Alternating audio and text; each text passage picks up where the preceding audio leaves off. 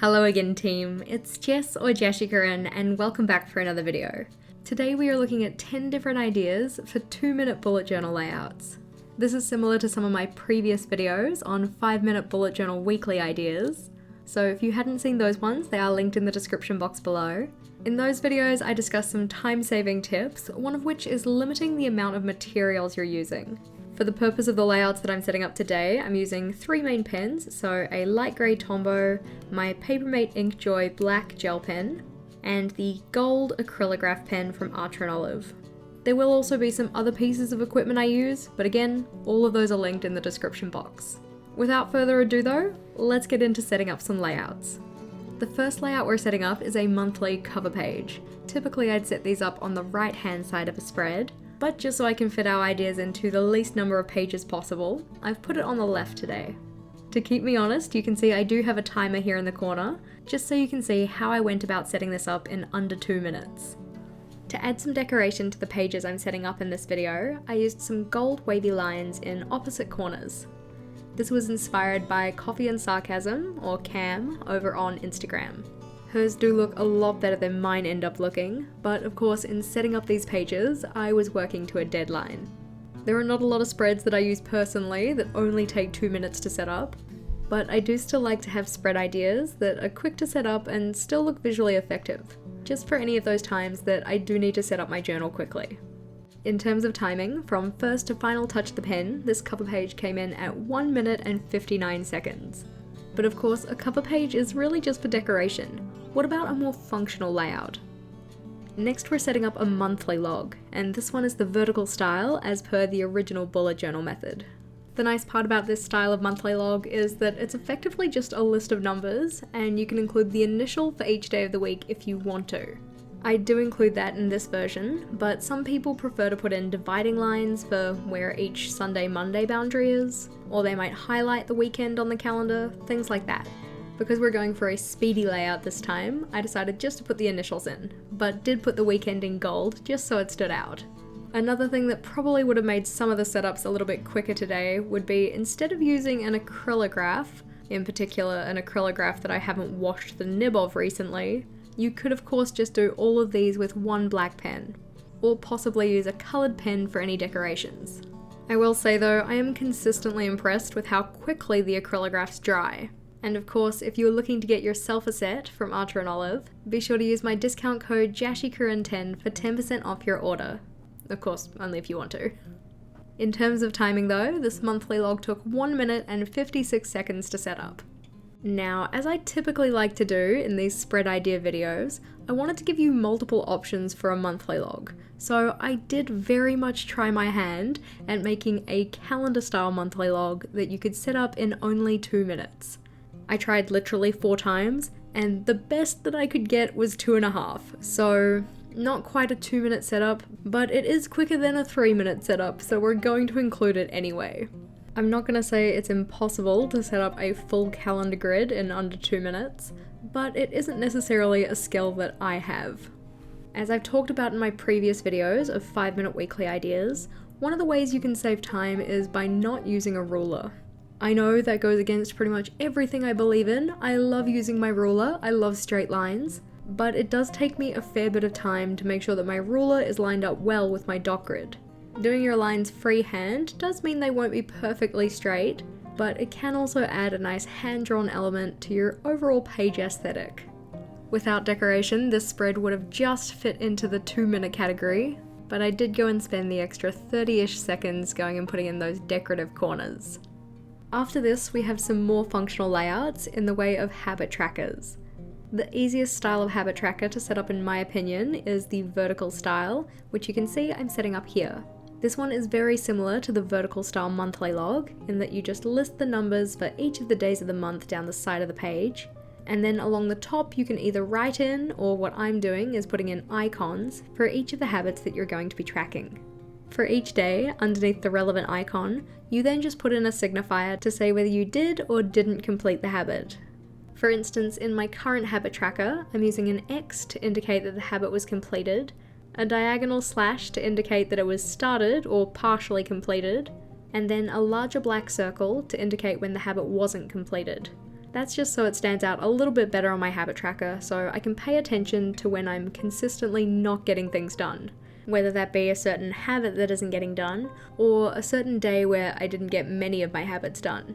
In terms of timing, from first to final touches of the pen, this layout came in at 1 minute and 56 seconds, but it's always good to have options.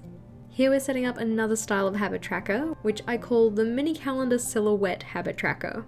The name probably explains what I mean by this, but essentially the completion of each of the habits is recorded on a mini calendar, but rather than drawing in a full mini calendar grid or writing in all the numbers for each of the mini calendars, instead you just use an outline or a silhouette.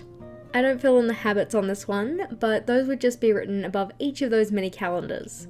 This layout was one of the ones where my acrylograph and I had some issues. Through no fault of the pen though, this was very much user error. Do make sure that you wash the nibs of your acrylographs after you use them. I'm pretty bad at this, and what will happen is that dried paint in the nib will then make the pen go scratchy. You can see I had a little bit of an issue with this when I went to put in our decoration, but even with that happening, this layout took almost 2 minutes exactly. I did attempt to neaten up that line off camera. I don't know how well I did, I think I just kind of made it look a little chunky. But it is totally possible to have a more involved habit tracker in under 2 minutes.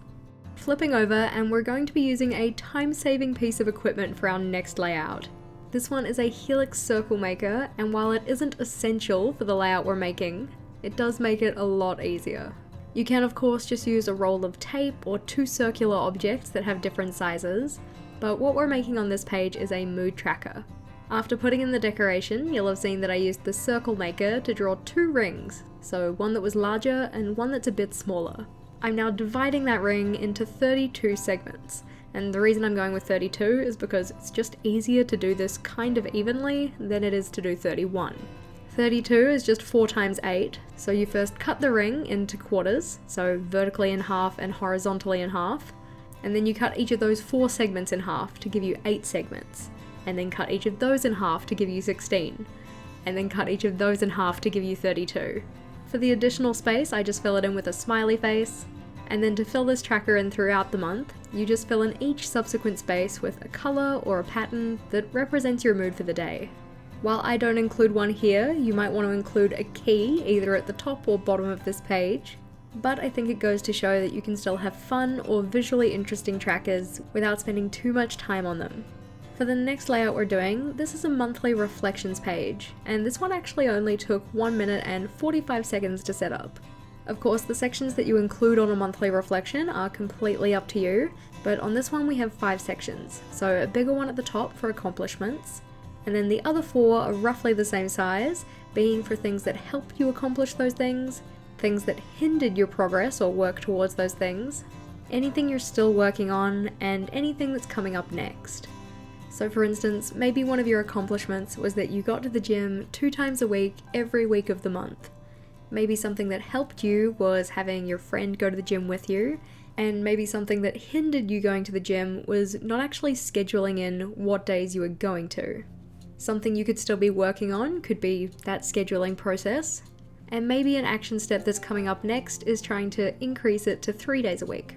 Of course, this is just an example, and it will completely depend on what your goals are and what things you consider to be accomplishments and the like, but I do very much enjoy having a reflection page as part of my monthly setup.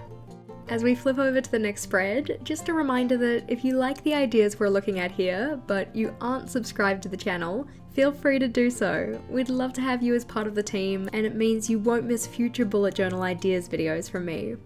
For the spread we're setting up here though, I'm dividing each of the pages into 4 sections, and that's because we're making a weekly log, the first of 3 ideas I have here.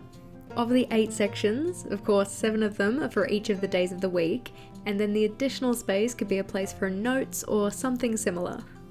This one is certainly the simplest, coming in at about 1.5 minutes, so you'll see at the end here I'm just kind of waiting for the timer to run out.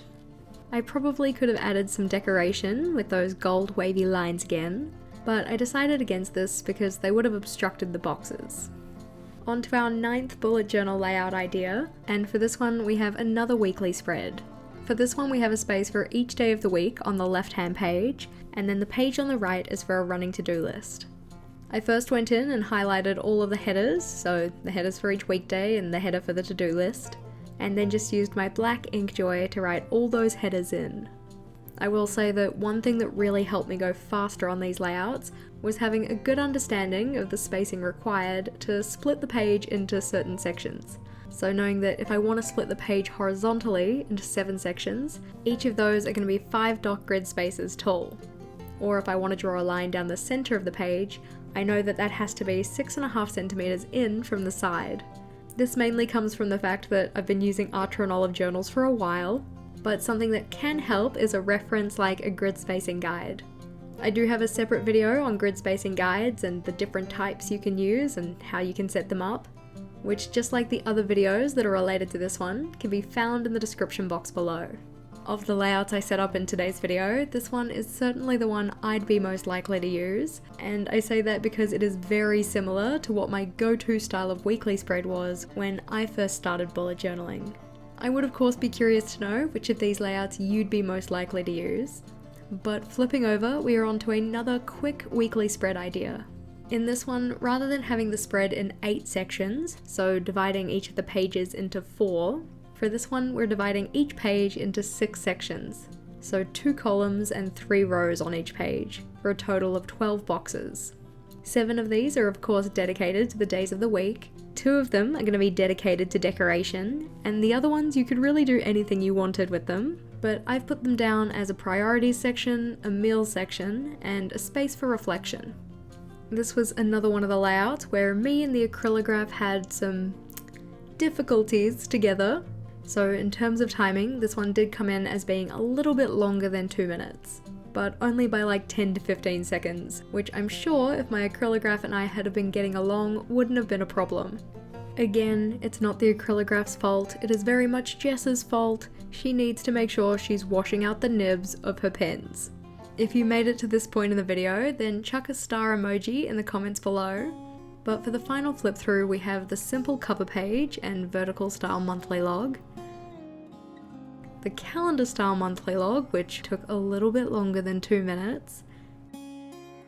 We then have the vertical style and the mini calendar style habit trackers,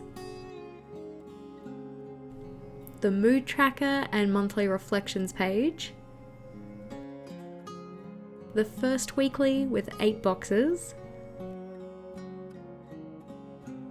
the second weekly with the week summarized on the left and a space for to-dos on the right, and the third weekly with some extra sections. Hopefully you guys found today's video interesting or useful, and if you did, please do give it a big thumbs up. As always team, thank you for watching. If you hadn't already and felt so inclined, feel free to subscribe for more on planning, productivity and personal development. And until next time, bye!